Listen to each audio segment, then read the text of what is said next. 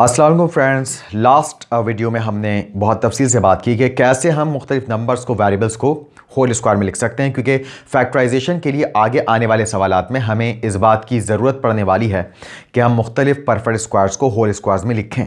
बिल्कुल वैसे हमें इस बात की भी ज़रूरत पड़ेगी कि कैसे हम परफेक्ट क्यूब्स को होल क्यूब में लिख सकते हैं। परफेक्ट क्यूब का मतलब जब कोई नंबर 3 बार लिखकर मल्टीप्लाई किया जाए, या जब कोई वेरिएबल 3 बार लिखकर मल्टीप्लाई किया जाए तो आने वाला रिजल्ट परफेक्ट क्यूब कहलाता है। और उस परफेक्ट क्यूब का जो क्यूब रूट होता है वो वही नंबर कहलाता है जो 3 बार लिखकर मल्टीप्लाई हुआ होता है।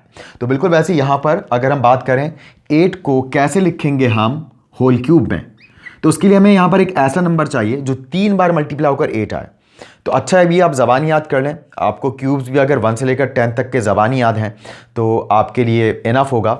अदरवाइज़ आप प्राइम फैक्टराइजेशन के ज़रिए से भी क्यूब रूट्स मालूम कर सकते हैं और कैलकुलेटर के ज़रिए से भी आप क्यूब रूट मालूम कर सकते हैं। साइंटिफिक कैलकुलेटर्स में इसका ऑप्शन मौजूद होता है, लेकिन अगर कैलकुलेटर अलाउ नहीं और आप नहीं जानते कि किसी भी नंबर का क्यूब रूट क्या है, तो फिर आपको प्राइम फैक्टराइजेशन के ज़रिए से वर्क करना पड़ेगा, जिसे हमने एक्सरसाइज 2.5 में बहुत तफसील से डिस्कस किया था।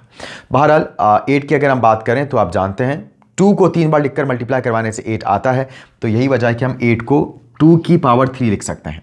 बिल्कुल वैसे 64 का क्यूब रूट अगर हम सोचें, क्योंकि 64 का स्क्वायर रूट भी होता है, 64 को आप 8 का होल स्क्वायर लिख सकते हैं, लेकिन जब क्यूब रूट की बात हो 64 के, तो 64 का क्यूब रूट होगा 4, यानी कि 4 का क्यूब 64 होगा। 4 को 3 बार लिखकर मल्टीप्लाई कराने से 64 आएगा। तो जब चाहें आप 64 को 4 की पावर 3 लिख सकते हैं। बिल्कुल वैसे ही x की पावर 6। अब वेरिएबल की बात आ गई है, वेरिएबल को हम कैसे लिख सकते हैं होल क्यूब में, तो बहुत आसान है।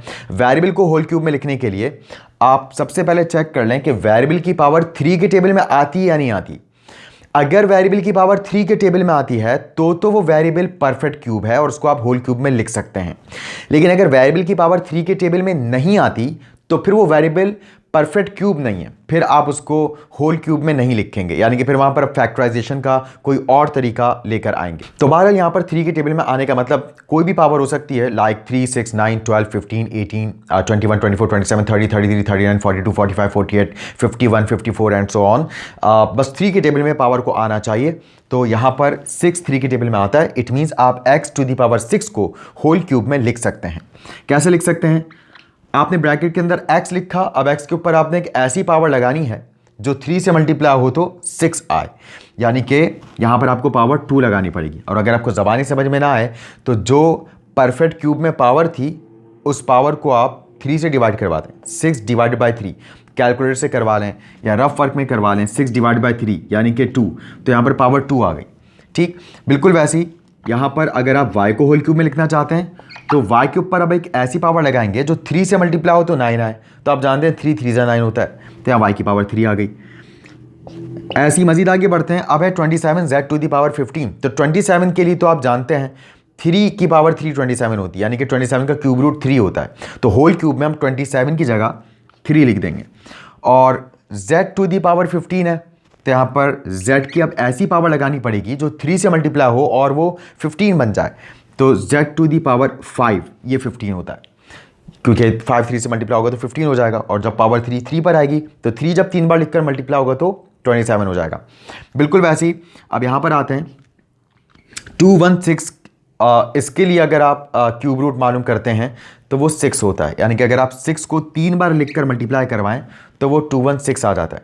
प्राइम फैक्टराइजेशन के ज़रिए से भी आप मालूम कर सकते हैं। और अच्छा आपको ज़बानी याद हो, 1 से लेकर 10 तक के अगर आप क्यूब्स याद कर लेते हैं तो फिर आपके लिए आसानी है, क्योंकि ज़्यादातर एग्जाम्स में वो जो आपको परफेक्ट क्यूब्स में नंबर देते हैं वो 1 से लेकर 10 के क्यूब्स होते हैं। मिसाल के तौर पर जैसे 1 का क्यूब 1 होता है, 2 का क्यूब 8 होता है, 3 का क्यूब 27 होता है, 4 का क्यूब 64 होता है, 5 का क्यूब 125 होता है तो 125 आ सकता है, 6 का क्यूब 216 होता है, 7 का क्यूब 343 होता है, और 8 का क्यूब 512 होता है, 9 का क्यूब 729 होता है, 10 का क्यूब 1000 होता है।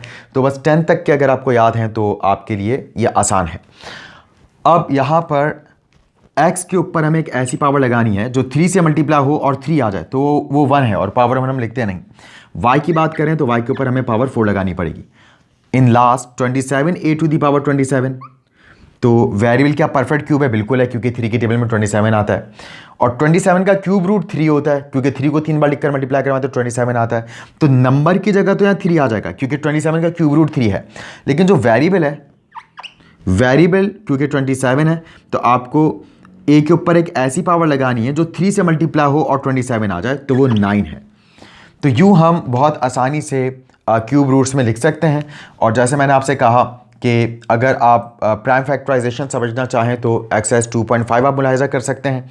और जैसे मैं आपको करके भी दिखा देता हूँ कि अगर हम 216 की प्राइम फैक्टराइजेशन करते हैं, इट मीन्स कि हम यहाँ ऐसे नंबर्स लिखेंगे जो कि प्राइम नंबर्स हों। तो 2 से शुरुआत कर लेते हैं। 2 1 ज़ा 2, फिर 0 इधर आ गया, 1 6 पर कैरी चला गया, 16 हो गया, क्योंकि आप पहले डिजिट के बाद 2 डिजिट्स को एक साथ नहीं मिला सकते।